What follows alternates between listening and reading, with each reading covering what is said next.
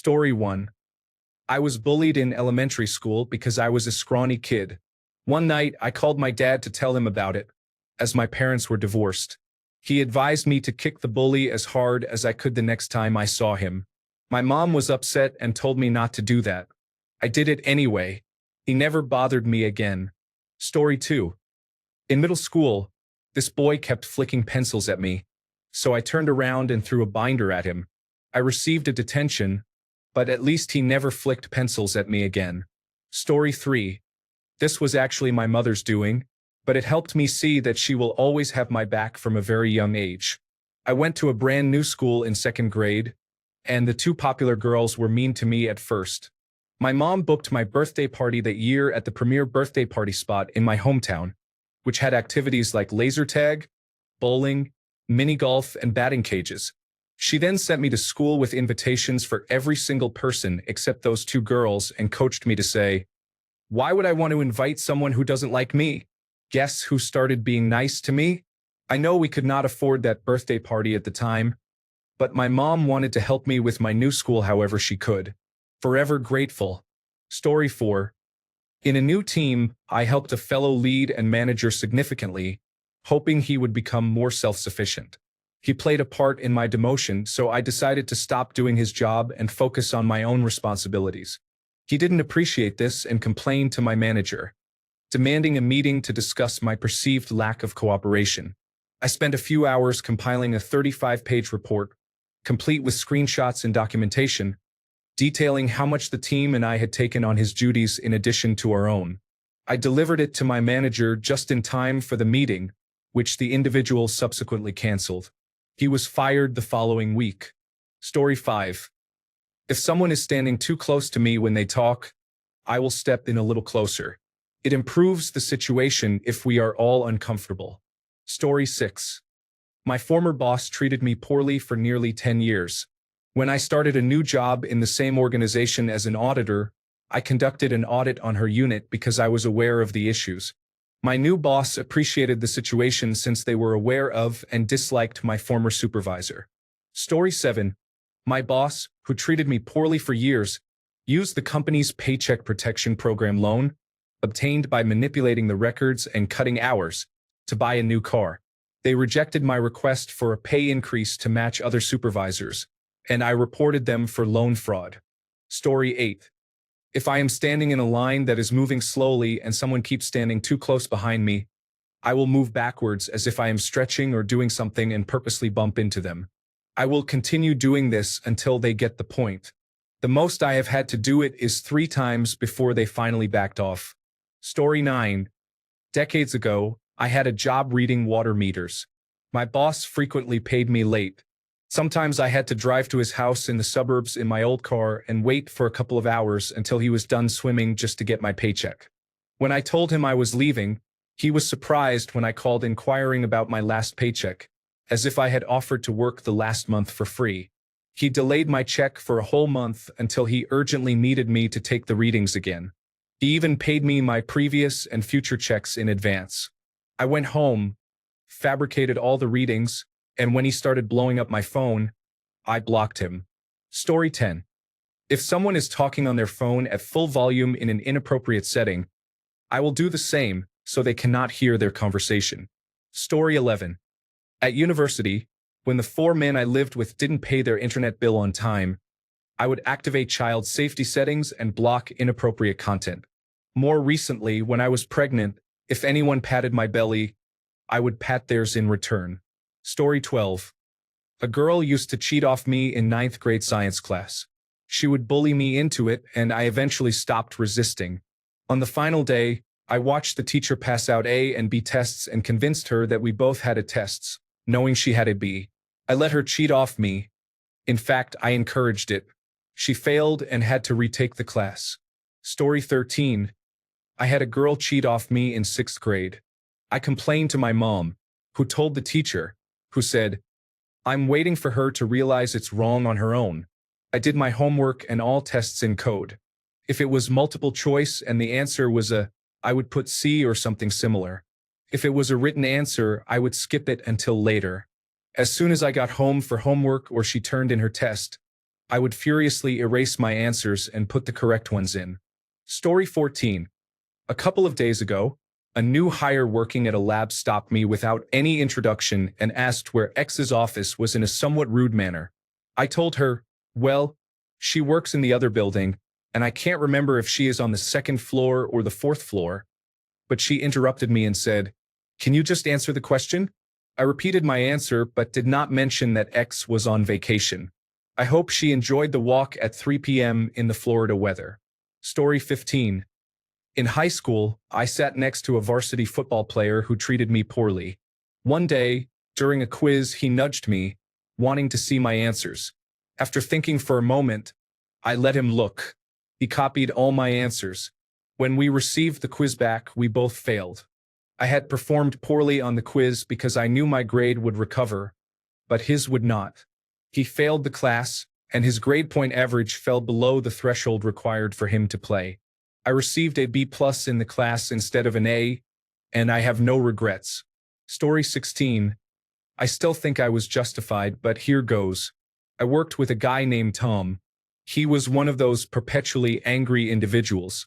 Anything and everything set him off. He was a real joy to work with, not. There was an issue with something we were both working on that needed to be fixed. Unfortunately, what needed to be done on my end was rather simple, but it was complex and time-consuming on his end. It was time-sensitive, so I needed to ensure it was done when it needed to be. I called him to check in, and he didn't answer. So, I left a voicemail saying, Tom, checking in on the status of the project. Give me a call back and let me know where things stand. A totally neutral, professional message. Well, I don't know what set him off that day, but when he called me back, he got my voicemail and left me a profanity-laden message accusing me of being controlling, bossy, petty, and finally a goddamn. Yes, he left that on my voicemail. I didn't even call him back. I forwarded the message to my manager and to the head of human resources and said, I refuse to work with anyone who speaks to me this way. About 2 minutes later, I heard my manager on the phone with Tom, reprimanding him and telling him that he was no longer to work with me on this project but with my manager directly. I don't know what happened with human resources, but 2 weeks later, Tom supposedly moved on to other opportunities. No one was sorry to see him leave. I don't think the incident is what got him terminated, but it was likely the straw that broke the camel's back. The thing is, had he said all that stuff to me directly over the phone, it would have been a he said, she said scenario and probably nothing would have come of it. But he left it on a voicemail, and talking like that to anyone in a professional setting is simply unacceptable. Story 17. I was on the bus, and a guy was playing music on top of the existing radio. So, I started playing Baby Shark at full volume. It was just the two of us. Story 18. Our homeowners association, which has generally been fine, must have had a very troublesome agent working in our neighborhood. One year, I received more yard violations than I thought possible, and I own a lawn care company. Anyway, I was tired of them. As the new year arrived, I submitted my dues after the deadline. Yes, my bad. But there was an additional charge of 40% for being late. It seemed the new management company was being somewhat predatory. So, I delved into the neighborhood charter and discovered it was established on April 15th, which clearly stated that is when homeowners association fees would be due unless changed by the committee. There was never an official change in the bylaws, and the management companies would use whichever date they wanted, usually late January. I presented this evidence to the management company along with a persuasive letter that included legal language like on or about and indemnification. Forgive me, I'm not a lawyer. Wouldn't you know, they removed the fee, accepted my payment, and we haven't had any citations since. The best part was their letter asking not to involve lawyers, stating they are just a small group of volunteers and apologizing for the misunderstanding. I wasn't trying to come off as a lawyer, but I researched legal documents and included as much legal jargon as I thought necessary to sound convincing.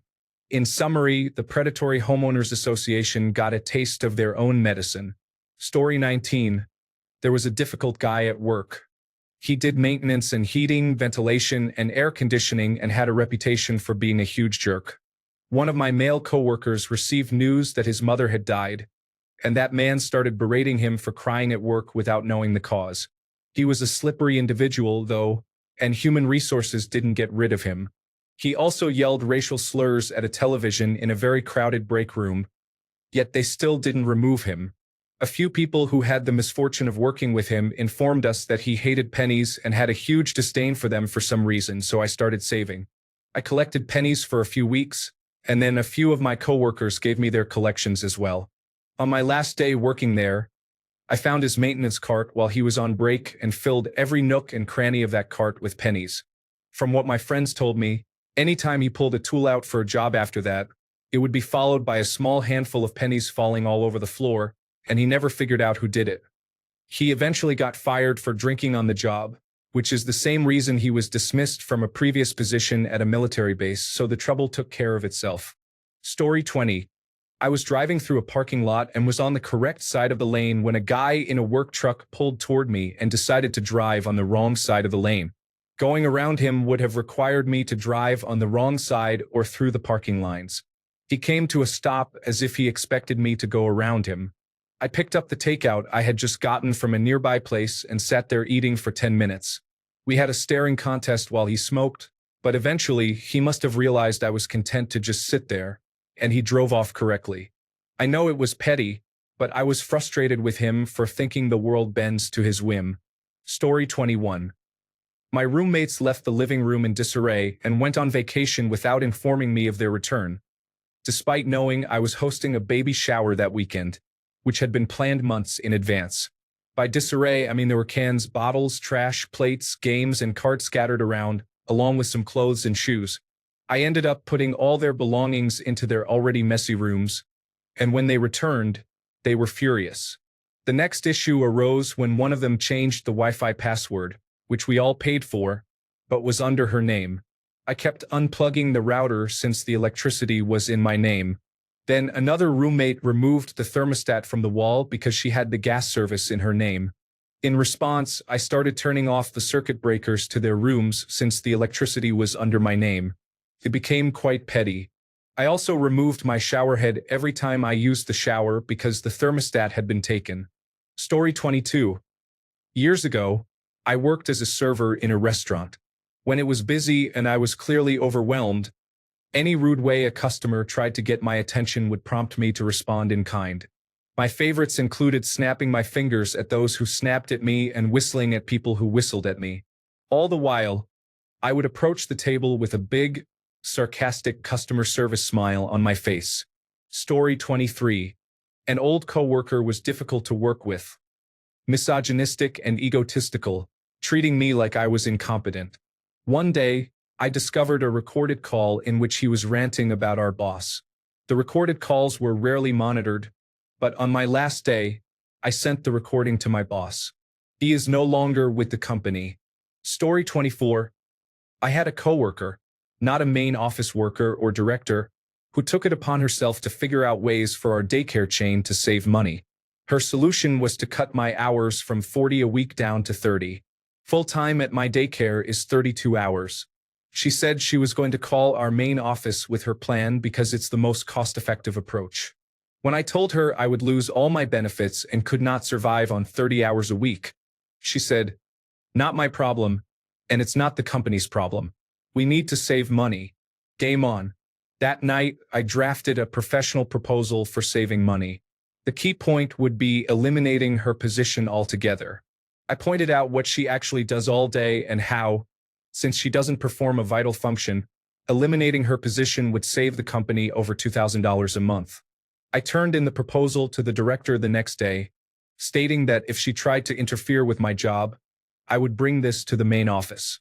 My coworker found out after she began taunting me about calling, so I showed her a copy of my proposal. She ripped it up, screaming that I had no right. I shrugged and pulled out another copy from my bag, telling her I had more at home, plus the director had one to submit. She began crying, saying she needed this job and couldn't be unemployed.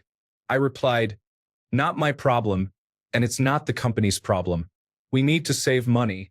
She dropped the matter, but my director kept the proposal on file for several years, just in case she had any more ideas.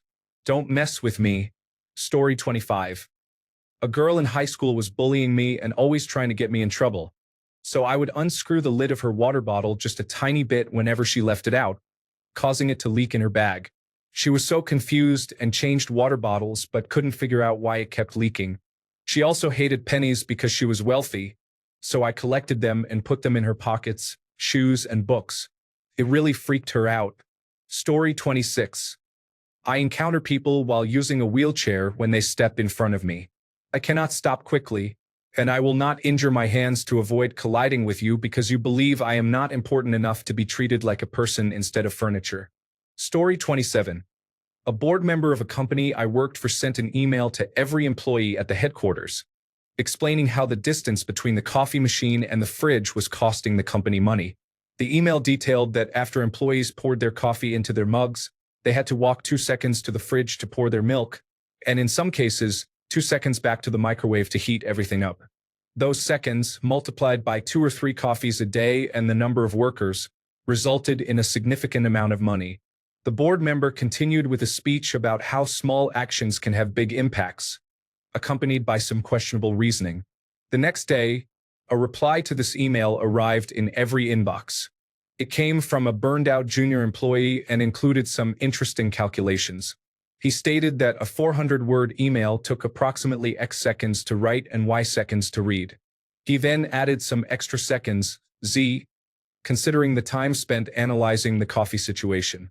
His point was that considering how much a board member earned per year, excluding bonuses or specific contract clauses, the time taken to write that email, X plus Y plus Z seconds, also cost the company a considerable amount. When factoring in the time every employee dedicated to reading it, Z multiplied by the number of employees multiplied by the average salary per second, the total exceeded the savings from moving the fridge.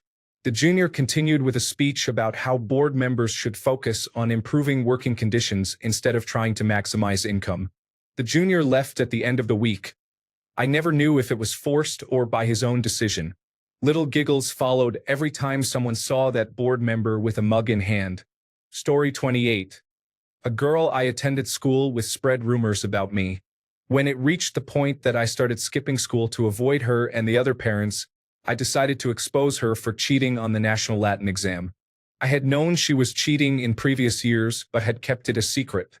However, when she began spreading rumors about me, I decided to take action by informing the principal that she had found the answers and was memorizing them. She contacted the organization providing the test and requested a version designed for individuals with learning disabilities, so the questions and answers would be completely different from what she had memorized. That year, I received a gold medal while she did not place for any awards. It may have been a bit extreme, but considering she had accumulated enough gold medals through cheating, one failed exam would not significantly impact her record. Story 29. My boyfriend of 16 months took another woman on a date and then dumped me that night. In less than a week, he told her he loves her and wants to be official. His music account was still logged into my phone. I deleted every liked song, every podcast, and every playlist. I added a bunch of songs about feeling hurt. Sometimes when he's listening to music, I'll add songs to his queue, including K-pop and Polish hits. I signed him up for information from several online colleges, the military, a lending service, and an insurance marketplace. There's also a website where you can receive a wake-up call at any time you want, even at 3 a.m. Story 30. When I am standing in a line and someone gets too close from behind, I deliberately stand still for an extended period and leave a small gap in front of me to annoy the person behind me. Story 31. Health insurance decided to remove coverage for my expensive antidepressant that was keeping me stable. I sent a letter warning them of my potential self-harm if I could not continue taking it and that my family would sue for wrongful death. Coverage was reinstated a week later. Story 32. I was fired on Monday by a difficult boss. The company is heavily regulated in the United States. She was on vacation in Mexico when she terminated my employment. I am curious about what the ethics and compliance team will say. Note: she was on vacation, so she didn't have a work visa and had not informed our company that she would be working internationally. Story 33. My longest-term ex was obsessed with being a victim.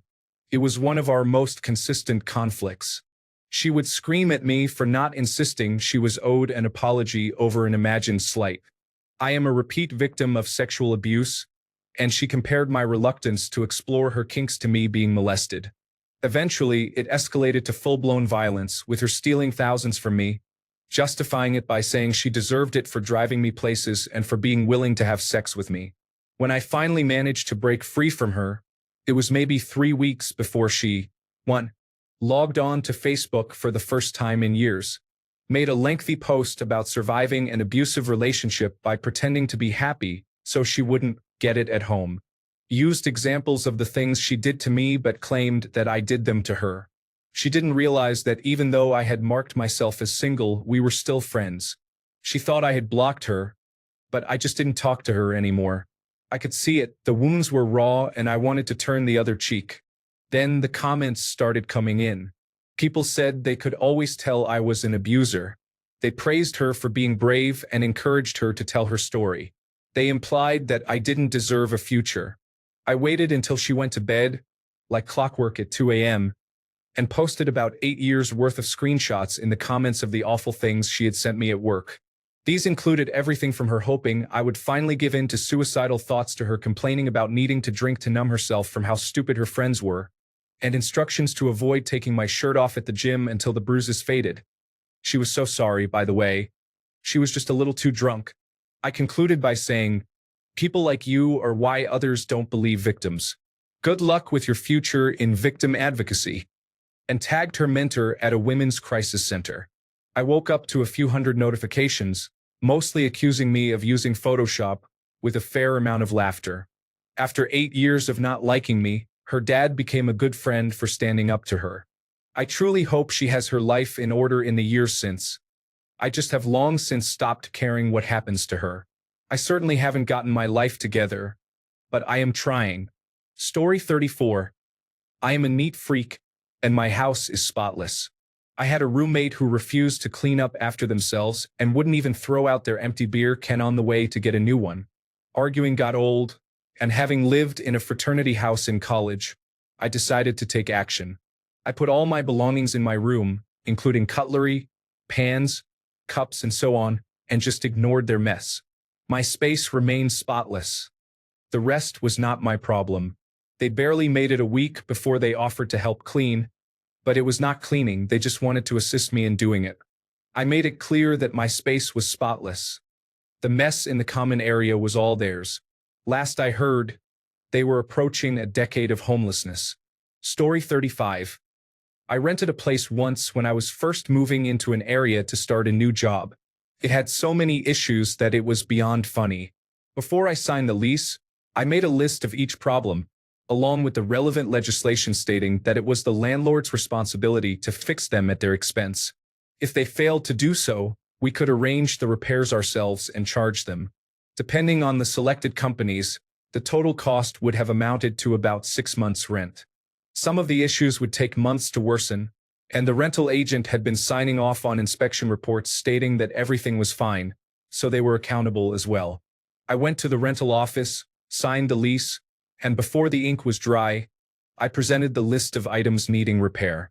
They tried to use the old, "you rented it in its current condition" excuse, but I informed them that if the repairs were not completed within 72 hours, I would request the local tenancy review board to investigate every property in their portfolio to see how many others had discrepancies between the condition reports and their actual conditions. Many property owners might have to forego months, possibly up to a year, of rent while they spent significantly to bring their properties into legal compliance, and it would all be on the agent. Good luck finding a new job in the property industry with that official finding of multiple years of regulatory noncompliance hanging over her. 3 days later, I was enjoying my repairs. Story 36. A driver hit me while merging, did not stop, and tried to flee. I caught her at a red light and threatened to call the police. She exchanged information and I took photos.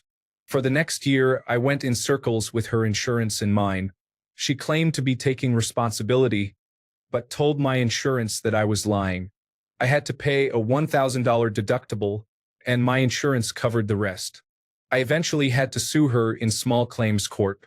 I received a judgment in my favor, and she paid me. I could have let it go there, but instead, I submitted the judgment to my insurance, They refunded the deductible and pursued her insurance. She received a point on her license, and her premium skyrocketed. Additionally, I never filed with the courts that the judgment was satisfied, so to this day it appears she has an open judgment against her. Story 37. If someone interrupts me or talks over me, I will continue speaking, louder without pause. This took some practice, but luckily I had friends and family who do it constantly. I maintain the same tone and inflection until the other person stops. If they do stop, I return to a normal volume and do not acknowledge it. When we both finish talking, I simply stare at them and wait. Then I ask, "So what do you think?" Story 38. He cheated on me with his employee who was a manager, so I slept with his boss. I have never seen a man spiral so hard. Story 39. I haven't done it yet, but my landlord is trying to get us out by not fixing vital issues like a toilet, chipping paint, and now the 24-year-old air conditioner. I've called the local county clerk on him twice, and I'm crafting a long list of wear and tear and maintenance issues we haven't complained about because we've lived here for 23 years. I plan to tell him that these issues are his responsibility to fix, and when we leave, he will not receive any of the security deposit for them. Once I move out, I intend to expose him online. I have experience in search engine optimization marketing, and he is in an age range where he does not realize the impact of social presence for a landlord. I hope to prevent anyone from doing business with him for a long time. Story 40. The job I had left me completely alone to keep the entire production team operating by myself. I was so stressed and overwhelmed that I just walked out mid-shift. I did not care. Story 41. I worked at a retail store and we had a customer who was incredibly rude, entitled, and arrogant. He would argue about prices, try to get discounts, return items after using them, and condescend to us constantly. He happened to come in as we were about to close, and I was the supervisor on duty. One time, he came in intoxicated and started arguing with me about something. I could immediately smell the whiskey on his breath, so I told him that he was intoxicated and I wouldn't engage with him any further. He became furious and started yelling, so I left the store. As I left, I grabbed a sticky note and a pen, went outside, and wrote down his license plate. I came back in and said, "If you do not leave the premises immediately, I will call the authorities and inform them that you are intoxicated and trespassing. I know you drove that white pickup truck right there," pointing to it. "I know you are over the limit, and I wrote down your license plate. I don't care how much money you spend here. If I find out that you complained to customer service or tried to get me fired, I will report that you were intoxicated and threaten me with a weapon. I will ask the authorities to press charges, and I will have witnesses to back me up. Get out of here and never come back." The man stared at me, floored with an "oh no" expression, and then meekly left. I never saw him again. Story 42. My abusive ex and his attorney claimed I was manipulating during one of our court dates. I decided to show them what a real game is, so I informed the judge that my ex could only retrieve his belongings from my house during a civil standby at 4 to 5 a.m. on a day he had to work. While it was inconvenient for me to have all his items packed that early, it was very worth it to see him arrive late and get rushed by the officer, having only 20 minutes to gather his things. Story 43. If someone gives me the silent treatment, I am winning this game. I can pretend like you never existed, even in the same room. Story 44. In my 20s, I attended a church summer camp where there were rules on what women could wear in the pool and even on pool days. Specifically, any swimsuit had to be covered by a shirt but not a white shirt. These rules were not venue-specific and were stricter than the general church modesty guidelines. As someone who wanted to highlight the issue of the church controlling women's attire, I took note of the specific restriction on what shirt I could not wear. I found a loophole and wore a black, lace shirt over my swimsuit all day. I believe that was my introduction to malicious compliance. Since then, I have left the church. Story 45. I made a joke to my best friend about us getting old and wrinkly one day. For some reason, my boyfriend at the time piped up and said, "You're not that cute anyway." I replied, "I look way better than you, and at least I'm not fat." He got extremely upset, but why did he feel the need to say that to his girlfriend? Story 46. If you continuously follow too closely while I'm already speeding and there's only one lane, I will slow down to the speed limit and take my time coming to a complete stop, then accelerate slowly when the light changes. Story 47. I am black and have asked people in the past not to use the N-word around me. I eventually grew tired of hearing excuses like, "It's not racist if it ends in GA. I'm using it to mean ignorant people, and a black friend says it's okay." Additionally, a post I read made me decide not to tolerate it any longer. Once, I asked a girl not to use that word around me, and she gave one of those excuses. I researched offensive terms for white people and started using those terms until she asked me to stop because she didn't like being called that. I ended the friendship shortly after because I didn't want to go to those lengths to make someone respect my boundaries. Story 48. I live in a shared space with a communal kitchen that has a freezer used by others. I have a small personal freezer nearby, labeled with my name. Over the past few months, I noticed that others began using my freezer temporarily, claiming theirs was full. They assured me it would only be for a short time, about a week, but their items would often remain in my freezer.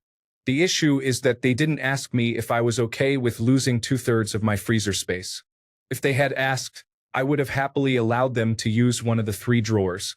The first time they informed me later that day as an afterthought, which annoyed me, but I let it slide. The next time it happened, they didn't talk to me at all. I checked their freezer and saw it had plenty of space left, so I moved all their items into it, and they barely fit. The next day, I overheard someone mentioning how difficult it was to open that freezer. I chimed in, acknowledging my actions and explaining that if they chose to act this way, I would respond in kind. A week later, they ordered and installed an additional freezer, proving that simply asking was apparently too much to expect. Story 49. My dad kicked me out of our family home to move in with his girlfriend. So I took all of the furniture, and they returned to an empty house. Story 50. Not my story, but my wife's. My favorite story about my wife is from when she was in 2nd grade. A boy in her class kept bullying her. Her mom wanted her to stop being upset, so she enrolled her in a karate class. After the 2nd class, she got bullied again. This time, he pushed her against a light pole, and she hit her teeth on it. In that moment, she decided, well, Mom doesn't want me to cry. She wants me to stand up for myself. So she turned around and broke his nose. The girl learned how to throw a punch, and she learned quickly. Story 51. My partner expects me to make coffee every day but rarely returns the favor. So, I started making decaffeinated coffee. Story 52. After 12 years working in human resources at an education consulting company, where I hired 95% of the consulting team and received no recognition, they let me go because they were changing direction. They mentioned they would send something to acknowledge my years of service, but I am still waiting for that more than 3 months later. Thankfully, they waived the non-compete, so I joined a competitor that offers better pay, better hours, fully remote work, and genuine appreciation. Now my former colleagues are racing to follow, as they realized when I left that management had truly lost their way. 5 former colleagues have followed suit, and the number continues to grow. Story 53. Deliberate bone crusher handshakes. If they try that, I hope they enjoy their powdered knuckles. Story 54. A decade ago, I worked at an auto parts store. One day, a coworker's boyfriend was in the parking lot, spray painting his rundown truck. My wife came by to see me, and when she left, the boyfriend was finished and in his truck behind her car, waiting for traffic to clear so she could pull out of the parking lot. She took too long for him, and he went around her as she pulled out, yelling, honking, cursing, and driving aggressively. I went back inside. Later, while I was near the return bin, I noticed 4 empty cans of spray paint in it. My coworker had returned them for him, so he got his truck painted for free. The store had 2 return bins. One large one for items no one was going to check, and a smaller one that the computer system flagged for managers to inspect and sign off on before they were moved to the larger container. After her shift was over and she left, I moved the spray paint cans into the smaller bin. The next day, when I came in for my shift, I arrived just in time to see her heading to her car, crying. If I recall correctly, I don't think she was fired, but she did get reprimanded and wasn't there much longer. Story 55. I had an old office bully at my previous job. She was unpleasant, and that's putting it mildly. Everyone disliked her, and she loved to make the more timid employees, usually the newer ones, feel intimidated while being intrusive. I never confronted her directly, but I was aware of her reputation and kept my distance. One day, I misplaced something minor, just a file. I managed to find it after some backtracking, but it was one of those, oh no moments. The office bully, back from one of her many rounds of treatment, decided to start making fun of me. Keep in mind, she had nothing to do with my project. She was simply being nosy. Stressed and now angry, I yelled at her, "Mind your own business, Henry VIII. She waddled away, embarrassed. Later, my supervisor pulled me aside regarding my outburst, but I wasn't written up or anything. Frankly, I wouldn't have cared anyway. Story 56. I took a job as a contractor with the agreement that if the position worked out, I would be hired in 6 months. 6 months later, I had taken on additional responsibilities and was performing well. I spoke to my supervisor about being hired. At first, he feigned ignorance but then admitted that he had not completed the necessary paperwork, and it would take 3 more months before he could hire me. As Christmas approached, someone on the team needed to be on call for the week between Christmas and New Year's. I was the lowest on the hierarchy, and 2 days before Christmas, my supervisor handed me the on-call phone and informed me that I would cover that week. I went into his office and reminded him that as a contractor, I was paid hourly. If he wanted me to be on call, I would need to bill him for 24 hours a day over the course of 7 days, totaling 40 hours plus 128 hours of overtime. He became upset and yelled at me. I suggested he contact the contracting company I worked for. He did, and they confirmed that they were happy for me to be on call and that my billing calculation was entirely accurate under our contract. By then, everyone else on the team had made travel arrangements for Christmas, so no one was willing to cover. I told my supervisor that if I were a salaried employee, this would not have been an issue. He got me hired the next day and had to spend several $1,000s to buy out my contract. I worked there for another couple of years, during which time my supervisor delegated many of his duties to me. He was in the middle of building his new house and was spending significant time supervising the construction when I received a better job offer. On the day I intended to give my notice, my supervisor did not come to work. I messaged him several times without a response. Finally, towards the end of the day, he replied and said that if I needed to talk, I would have to drive out to his building site. I did, and upon my arrival, he greeted me by saying he needed me to take over a project he was managing because he was too busy and needed a vacation. I expressed my willingness to help and handed him my 2-week notice. He offered me a future promotion, but I reminded him of how he had treated me as a contractor and told him I didn't believe him before leaving. As an additional note, at that company, once an IT administrator gave notice, they immediately revoked access to your badge and systems, so I spent the next 2 weeks managing the project by having other administrators let me through doors and following my instructions. Story 57. I had a difficult boss who often complained. He frequently contradicted himself to gain favor. I created a tool to automate his tasks and took the time to train him on it. However, he ended up making mistakes. I ignored his emails and calls, even when he copied my supervisor. I continued this until our next weekly meeting. During the meeting, he began to criticize me. I allowed him to speak and then demonstrated the new system which tracks who made each change. After a moment, he remarked that I should have trained him better. Story 58. There was a debit machine at one retail job that I worked at, and if you swiped the card instead of inserting the chip, it would crash both debit machines, requiring a system reboot. I have no idea why, and my manager never bothered to investigate fixing it. If a customer was rude, I would tell them the machine was finicky and swipe the card for them, thus crashing the system and inconveniencing them as I rebooted it. I only did this if they were the only customer at the register, and I never did it in front of my coworkers. Story 59. I had a roommate steal about $2,200 from me. The police didn't take any action, so I called his employer and informed them that my roommate had been clocking in from home and not going to work for 30 hours a week for years. His employer fired him.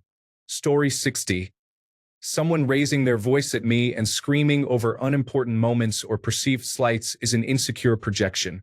I have experienced many moments growing up where an intoxicated adult put me down and screamed at me for something completely out of my control. Now that I'm a grown man, if someone tries to treat me that way, I will match their energy and make them feel insignificant. Story 61. When I was in elementary school, I was invited to a playdate at a classmate's house. Little did I know it was an ambush. Shortly after I arrived, the boys invited me downstairs for a Nerf gun battle. One boy took a good gun and handed me a good gun too. As we were about to start, he said, "Wait a minute," and took the good gun out of my hands, giving it to the other boy. He handed me a keychain gun that could only shoot one dart at a time. I was terrified. Suddenly, the lights went out. It was pitch black. The boys assaulted me with darts. I hid on the ground, crying and screaming, and I had just shot my only dart. With no way to protect myself, I threw my gun into the air and heard a loud thud. The lights came back on, and one boy was crying, nursing a fresh bruise on his forehead. My parents were immediately called, and I never hung out with them again. Story 62. There is a bar next to my house that closed after the pandemic, but the space is rented out for private parties.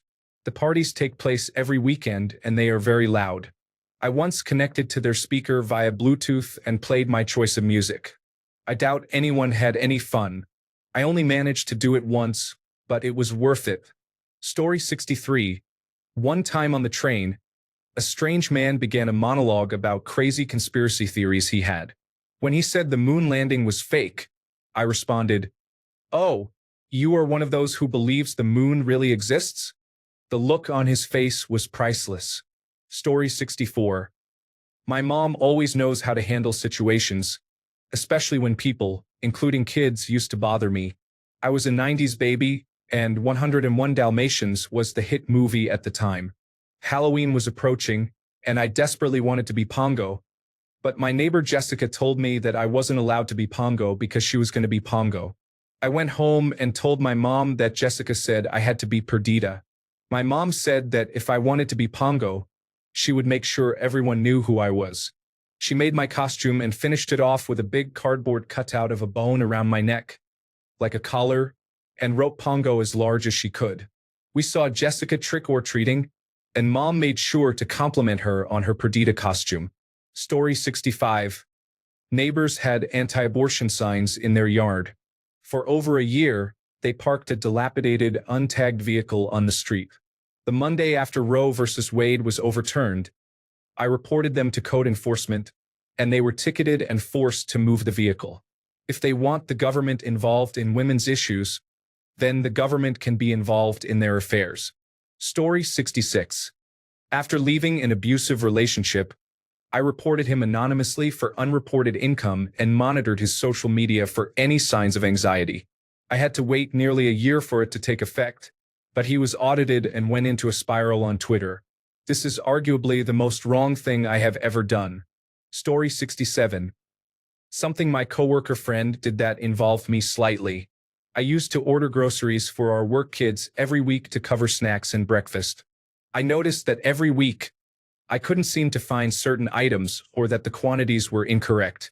I assured my team that I had ordered enough, but clearly something went wrong with the order. At the same time, we had issues with a new staff member who was also a student needing to complete fieldwork for their diploma. Their treatment of the children and work ethic were lacking. Conversations were held with the staff member in question, but nothing changed. My coworker decided to escalate the issue to get action taken about the staff member. During a meeting with my coworker, the staff member in question, and our supervisor, the staff member attempted to deflect the issues by labeling my coworker as a racist instead of addressing their performance.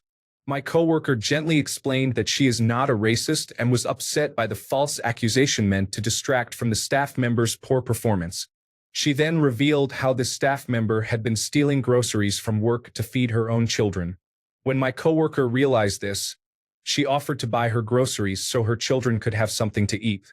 She explained that she hesitated to say anything, as it could cost the staff member her job and jeopardize her chance at a diploma.